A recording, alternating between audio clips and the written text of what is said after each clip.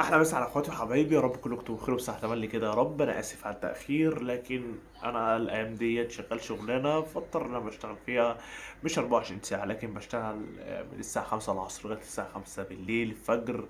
فالموضوع بقى صعب معايا ان انا ارجع من شغلي على تصوير، انا اسف على التاخير. خلينا نخش على موضوعنا سريعا. في موضوع اللي هو زادت عدد الجماهير او رجوع الجماهير للاستاد. طب علي ازاي اللي رجع تاني الجماهير للاستاد؟ وفي بتقول استاد القاهره انت في الفيديو اللي فات 30,000 ومش عارف ايه. طب هل ال 30,000 لكل فريق ولا متقسمين على فريقين؟ طب ايه الدنيا؟ طب تعالى افهمك الدنيا يا اخويا. 30,000 مشجع ده للاستاد القاهرة واستاد برج العرب. استاد برج العرب واستاد القاهرة هيخش فيهم 30,000 مشجع فقط.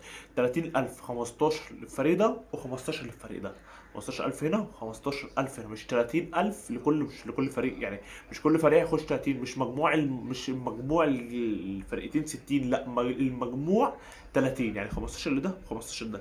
ده في في استاد برج العرب واستاد القاهرة بس. اما بقيه الاستادات لا عادي، بتخش مثلا لو اي استاد تاني بيشيل 50 بيخش الفريق 25 وده 25. لو الاستاد بيشيل 80 هيخش لده 40 وده 40. ده برضو في اي جميع الاستاد. طب إيه الاستادات اللي مش هيحضر فيها جماهير؟ إيه الاستاد اللي ممنوع الجماهير تخشه؟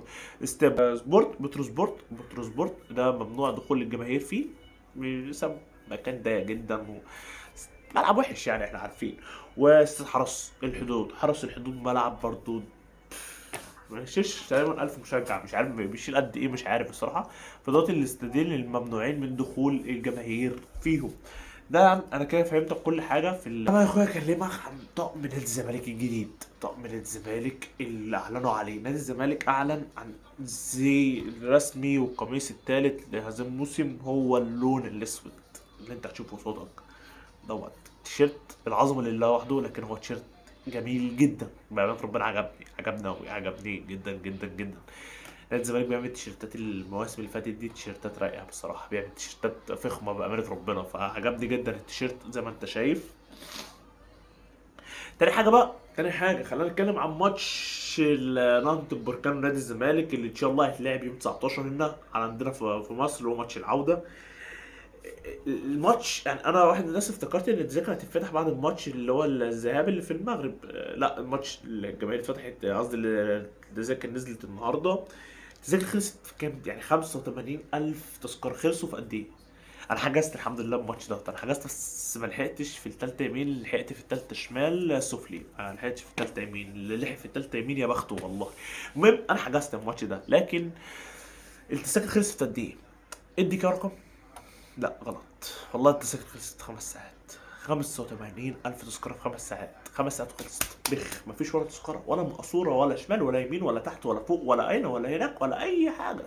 خلصت 5 ساعات. 5 ساعات تذاكر خلصت بخ تذاكر. معبود ربنا عظمة جماهير نادي الزمالك، إن شاء الله نقدر نروح ونجيب المكسب من الملعب إن شاء الله بصوتنا ونهز الاستاد إن شاء الله. طب تاني حاجة تعالى نتكلم عن الماتش اللي هو إن شاء الله بتاع بكرة اللي في المغرب. عايزين نتكلم بس في كام نقطة. أول حاجة تشكيلة نادي الزمالك. ايه هي التشكيله الانسب؟ انا بقول لك التشكيله الانسب، مش بقول لك التشكيله اللي المفروض يعني مش بقول لك حاجات المدرب هيعملها، لا انا بقول لك على التشكيله اللي احنا شايفينها الانسب، بندردش مع بعض. التشكيله الانسب اللي انا شايفها انسب هو عواد في حراسه المرمى. خط الدفاع كل من احمد فتوح وعمر جابر ومسلوسي وحسام عبد المجيد. خط الوسط كل من محمد شحاته ودونجا واحمد حمدي. ليه محمد شحاته ودونجا مع بعض؟ ان هما الاثنين يعتبروا قويا في الدفاعيا، فهما الاثنين هيفيدوك في حالات الدفاعيه، واحنا هنروح هناك اظن مش هنلعب هجوميا يعني طول الماتش، احنا كده هنلعب على الدفاع وممكن نلعب على هجمه مرتده. فوجود دونجا ومحمد شحاته جنب بعض واحمد حمدي برضو فهيساعدك كتير جدا. وقدامهم كل من زيزو ويوسف اوباما وسيف الدين الجزيري. زيزو جناح ويوسف اوباما جناح، وراس الحربه سيف الدين الجزيري. دي التشكيله اللي احنا شايفينها اقرب. طب هل ممكن يبدا بيوسف اوباما وهو راجع من الاصابه؟ 50 50، نص ونص. طب لو ما بداش بيوسف اوباما هيبدا بمين؟ ودي انا متاكد منها، ودي حاجه المدير الفني يعتبر محترف فيها، هو يوسف، هو ابراهيم رضاي. ابراهيم رضاي خلاص يعتبر هو هيبدا المباراه. لكن انا بقول لك الانسب، وانا شايفه انسب هو راجل يكون فضليه عموما هو يوسف اوباما.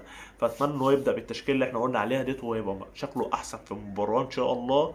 وان شاء الله نقدر نعمل نتيجة مرضية. مش مهم المكسب، لكن يا ريت تكون تعادل، ويا ريت تكون تعادل ايجابي اللي هو 1-1، 2-2، 3-3، لكن ما تكونش تعادل سلبي. حتى لو تعادل سلبي فهي نتيجة كويسة لينا، بس ان التعادل الايجابي بيبقى افضل ليك. يعني انت لو جيت هنا في مصر مثلا وما عرفتش تسجل اجوان والماتش انتهى 0-0، ففي حالة التعادل دي انت بتصعد يعني.